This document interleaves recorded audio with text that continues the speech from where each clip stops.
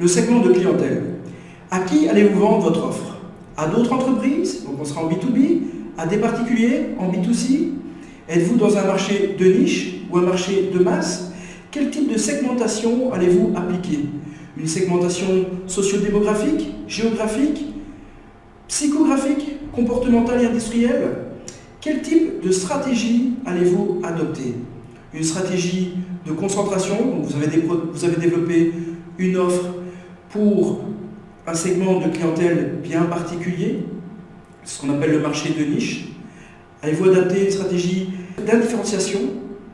On parle donc à ce moment-là de marché de masse, donc vous avez une offre que vous avez développée pour tout le monde. Ou alors une stratégie d'adaptation. Votre offre va changer en fonction du type de clientèle que vous visez. Afin de déterminer correctement votre segment de clientèle, je vous invite à utiliser deux outils, la carte d'empathie et les personas. Un bon segment de clientèle, il faut pouvoir mettre un chiffre derrière. Si par exemple, j'ai une offre qui s'adresse à tous les scouts de Belgique, eh bien, je sais vous dire combien de scouts il y a en Belgique. Deuxièmement, la proposition de valeur.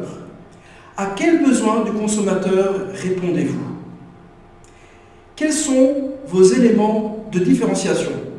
Pourquoi vais-je venir chez vous et pas chez un concurrent?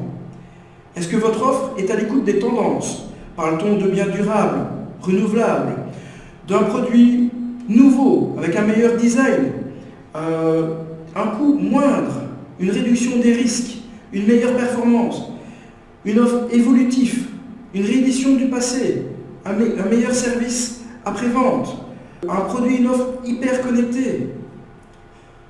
Votre offre devra répondre à l'un des 4 besoins suivants, à savoir pallier le manque d'argent du client, le manque de temps, la difficulté d'accès ou tout simplement l'insuffisance de compétences.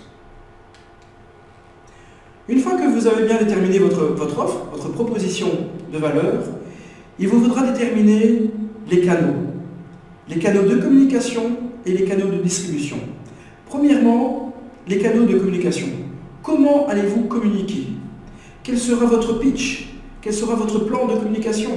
Comment allez-vous faire parler de vous dans la presse? Allez-vous appliquer un système de réseautage, de networking, de bouche à oreille? Allez-vous participer à des salons professionnels? Ou allez-vous utiliser la technique du storytelling? Quelle sera votre méthode de vente? Alors, une fois que vous avez déterminé votre plan de communication, il vous faudra déterminer de quelle manière vous allez livrer votre produit.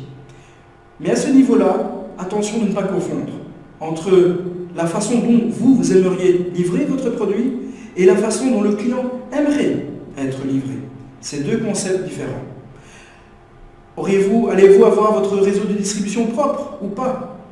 Parle-t-on de grossistes, détaillants, circuits courts, grande distribution, franchise, livraison à domicile, magasins d'usine, des magasins éphémères, pop-up store, des marchés?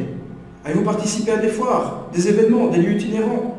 Allez-vous faire de la vente en exclusivité, à domicile, en porte-à-porte, par correspondance, sur rendez-vous? De quelle manière allez-vous livrer votre offre? Alors, une fois que vous avez déterminé la manière dont vous allez livrer votre offre, eh bien, il vous faudra déterminer de quelle manière vous allez acquérir et fidéliser de nouveaux clients. Quel type d'expérience client allez-vous proposer? S'agit-il d'une relation personnelle ou impersonnelle? Une expérience d'achat agréable? Allez-vous co-créer avec votre client? Quel type de conseils personnalisés allez-vous apporter? Quel type également de procédure de gestion de fidélité allez-vous mettre en place? Et également, quel type de gestion des réclamations et des retours?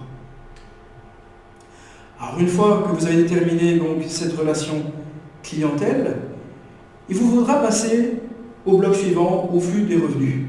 Tout simplement, de quelle manière allez-vous gagner de l'argent? Tout simplement par la vente de produits, un abonnement, une assurance, une commission de courtage, une location, service club, du sponsoring, vente aux enchères. Et quel type de facilité de paiement allez-vous accorder au client? Quel va être votre prix?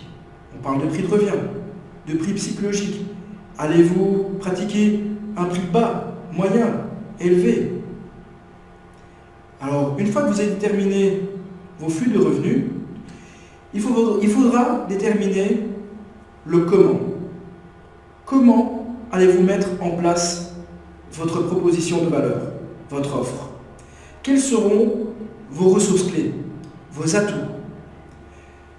Est-ce que ce sera votre savoir-faire? On parle également de ressources physiques, un magasin, un espace de stockage, des ressources intellectuelles. On fait référence aux droits de propriété intellectuelle, des licences, une marque, des ressources humaines, du personnel compétent, des ressources financières. Vous avez peut-être eu de l'argent, donc soit via un prêt bancaire, du crowdfunding ou du business angel. Quels sont vos atouts, votre force? Alors pour ça, je vous invite à utiliser un outil qui s'appelle la matrice SWOT, qui va permettre de déterminer quelles sont vos forces et faiblesses du produit, de votre offre, et quelles sont les opportunités et menaces du marché. Une fois que vous avez déterminé les ressources clés, eh bien, il vous faudra déterminer quelles seront vos activités clés. Qu'est-ce que vous devez absolument maîtriser, que vous devez absolument faire vous-même et pas un autre?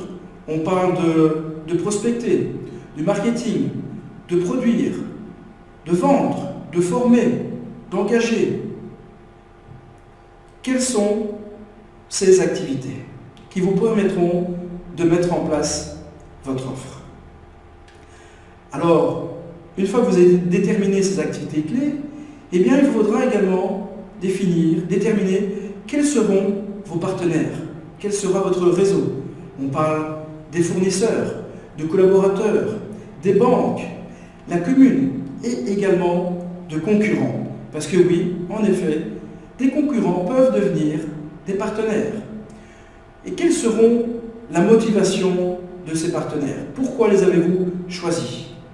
Alors une fois que vous avez déterminé ceci, il vous faudra déterminer tout simplement vos coûts, afin de calculer votre seuil de rentabilité.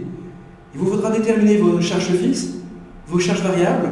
On parle du salaire, du loyer, du coût marketing, de la maintenance. Quel sera le coût global de la mise en place de votre projet?